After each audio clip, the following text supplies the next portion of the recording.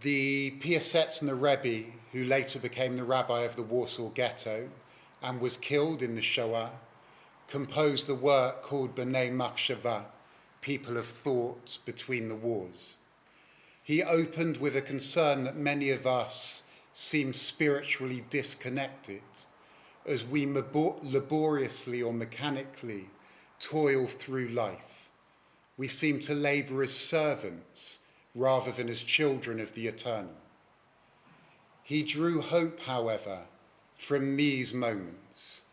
He talks about how, especially at the beginning and the end of Yom Kippur, at Kol Nidre and the Ila, you can see so many people experiencing an awakening from above, cherishing the sacredness of these moments, open to standing before real presence.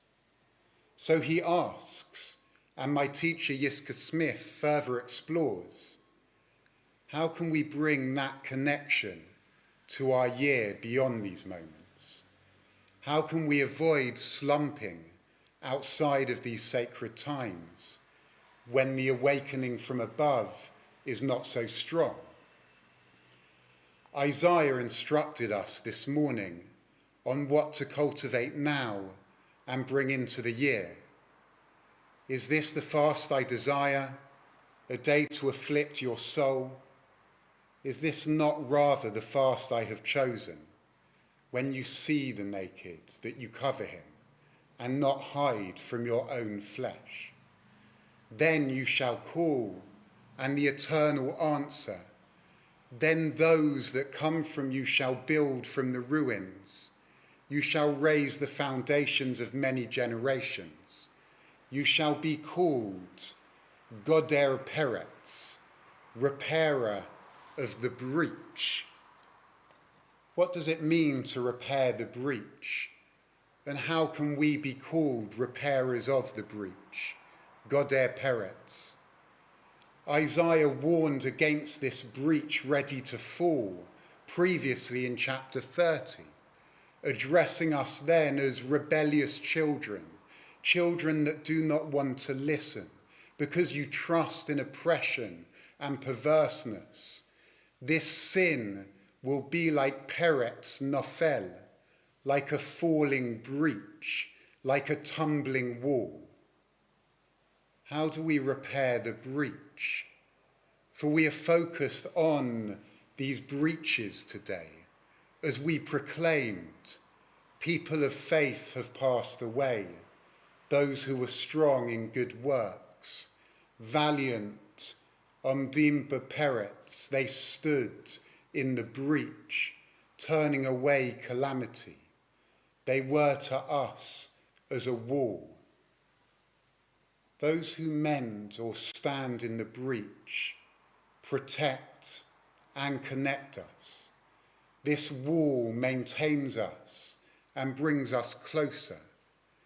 The breach is torn and toppled with the fear that its pieces will not be able to be put back together by the severance of relationship, by normalizing an oppression that makes one not want to listen to the presence before you or next to you, that makes you turn away from your own flesh on the street or from the one that brought you forth. To learn to mend the breach, we might in fact look to our biblical ancestor, called Peretz, called breach, the son of Tamar.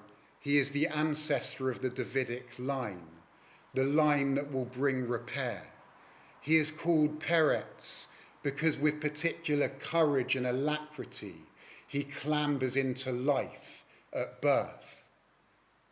On this day that we recurrently remember that we are from Mibeten Rechem, from the belly of the womb, we call for Rachamah, for compassion, which is from the word for womb. And we call for this compassion for us and in us, because we are all from the womb. To mend the breach is to come closer to our fellow creatures and Creator. To mend the breach is to have the courage to live in relationship and to care for others. We must remember those valiant who stood in the breach, turning away calamity. We must remember them to honour and draw inspiration from them, to prioritise that mending in turn. Never has that tribute rung so terribly true to me. We remember those valiant who stood in the breach, turning away calamity. Jeanette McKenna was 53 when she died from this virus. She was a care home nurse in Glasgow. Her colleagues described her as an all-round amazing woman. Her son, Alex Fernie, shared a video of her dancing with an 102-year-old resident of the care home. Eileen Landers was a cleaning team member of the university hospitals of Derby and Burton.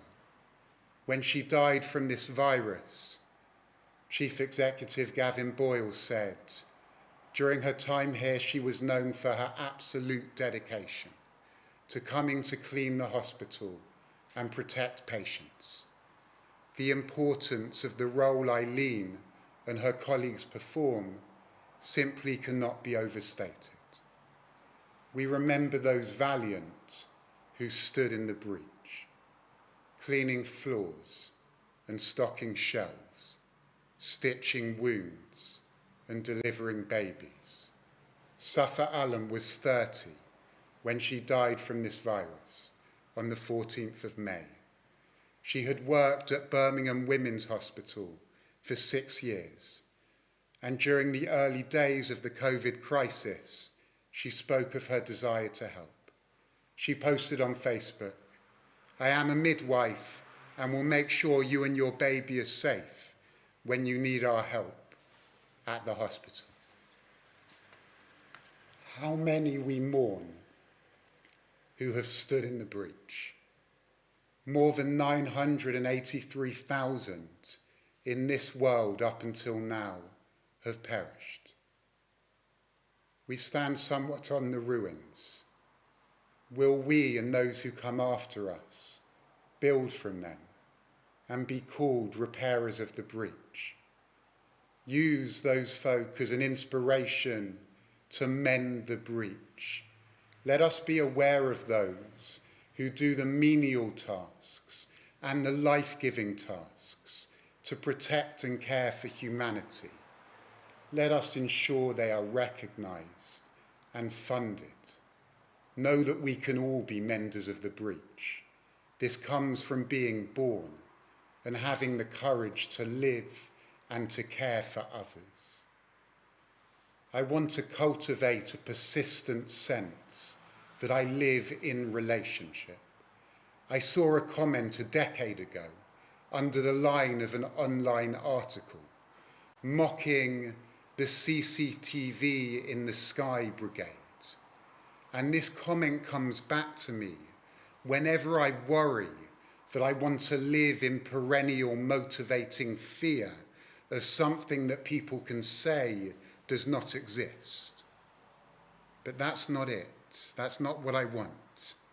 I want to be aware that I live in relationship, at the very least, that I am part of the family of humanity, even when those ties are not visible, even when alone or when doing mundane work.